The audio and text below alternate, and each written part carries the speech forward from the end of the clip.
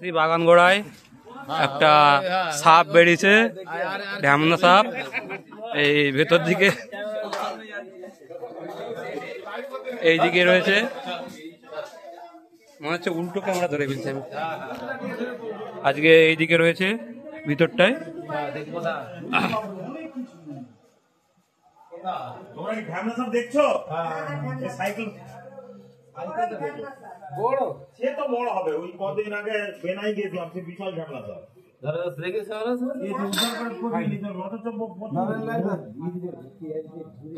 কি করবো বলো?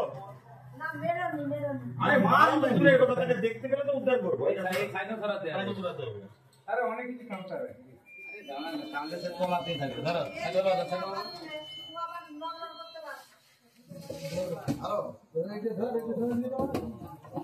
অনেক কিছু আছে।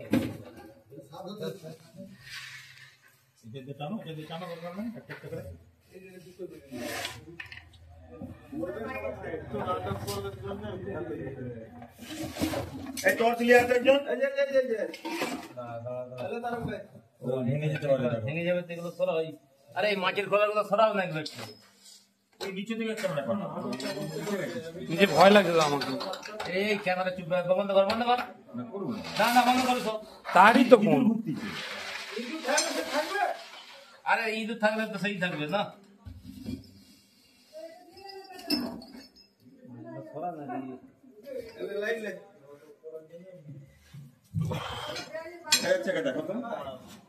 লাইটটা ধরো তো।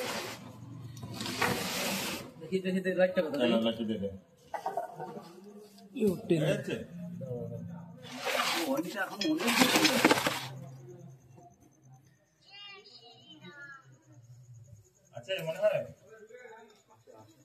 সেই ফোনটা কি দেখা যাচ্ছে? এটা টানা দেখি। ওই যে হো সেটা বসে আছে, ওই যে বস্তার মুখে যে ঘুরে, ও সেটা দাঁড়াও, বস্তাটা সরে যাবে নি। এই দাঁড়াও, এগুলো সরা, এগুলো সরিয়ে দিত। ওই হাতটা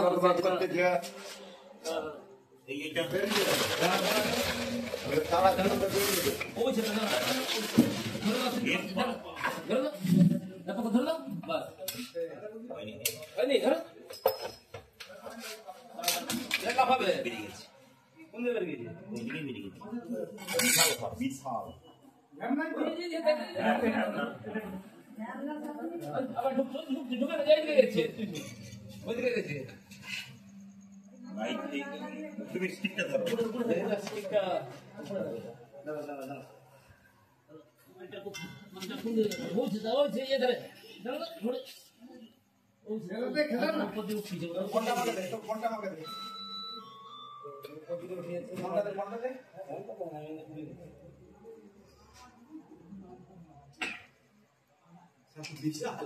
বিশাল ঝামেলা था। বিশাল দেখে তো ওই জন্যই ভয় তো ডাকা হলো, না হলে তোকে যাত করে বিশাল চেহারা।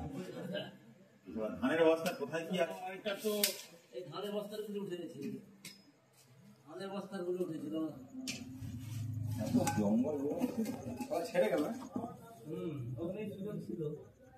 দাঁড়া দাঁড়া না, উঠে গেছে।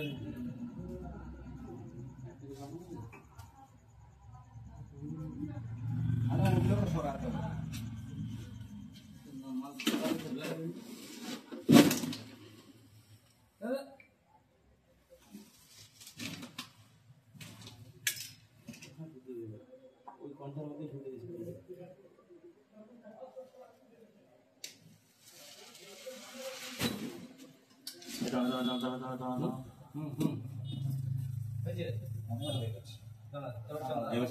মনে হয় হয়েছে গো, দাও যেটা।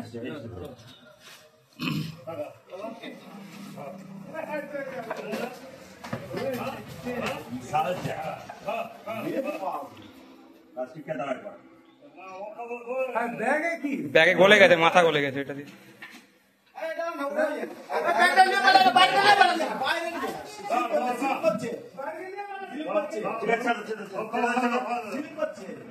কাদের বাড়ি? কিচ্ছু বলি, এটা কাদের বাড়ি? এই বল না রে। হ্যাঁ, চৌধুরীদের একটা বাড়ি, সেখানে যে দাঁড়ার সাপ দেখতে পাচ্ছেন, বিশাল আকৃতির দাঁড়ার সাপ, প্রায় 5 থেকে 7 ফুট হবে।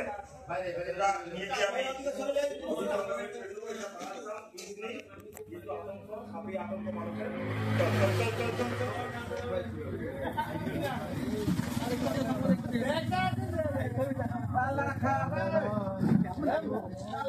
দাঁড়ার সাপের কোনো বিষ নেই, কিন্তু সাপই আতঙ্ক।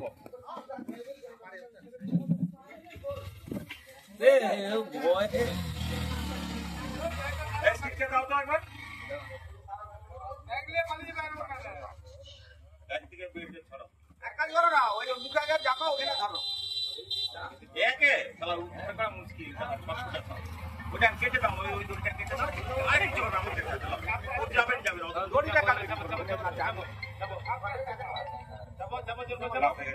এবারে একটা কেটে দাও না, খামচি করে ওইটাকে ধরে দাও, ওটাকে ধরে দাও।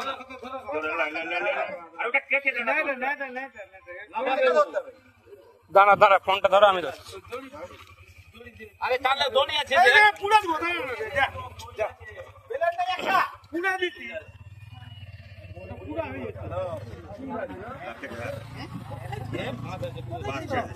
তাদের ঘরে ছিল সেদিকে ছেড়ে দাও, সেদিকে ছেড়ে দাও, সেই কলা গাছের দিকে ছেড়ে দাও।